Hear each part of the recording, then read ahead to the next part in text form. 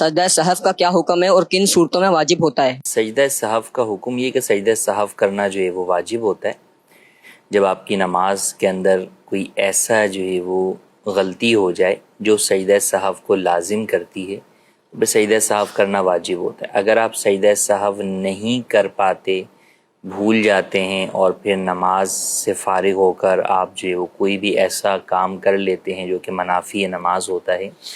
تو اب ایسی صورت کے اندر وہ نماز جس میں وہ کوتاہی ہوئی تھی اب اس کو لوٹانا آپ پر واجب ہوتا ہے، یعنی دوبارہ جو ہے وہ اس کو پڑھنا جو ہے وہ آپ پر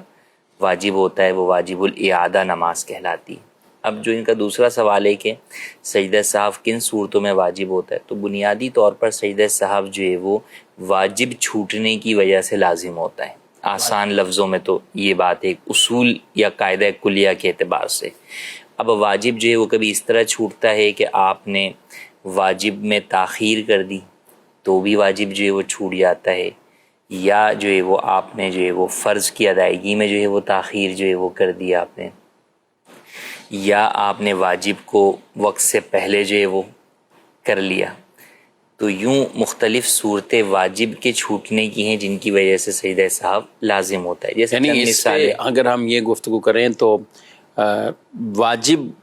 نماز میں ہے کتنے بیسک وہ معلومات ہونا ضروری جی ہے، بالکل، وہ بنیادی طور پر ورنہ پتہ ہی نہیں چلے گا کہ آپ کیا چیز چھوٹی ہے اور اس کے حکم کیا لازم جو ہے وہ ہوگا۔ اچھا واجب چھوٹنا اور واجب کو جان بوجھ کے چھوڑ دینا دونوں ایک ہیں یا فرق رہے گا؟ بالکل فرق رہے گا، جان بوجھ کر اگر کوئی چھوڑتا ہے تو پھر سجدہ سہو سے کام نہیں چلے گا، پھر تو نماز اس کو لوٹانی ہی پڑے گی۔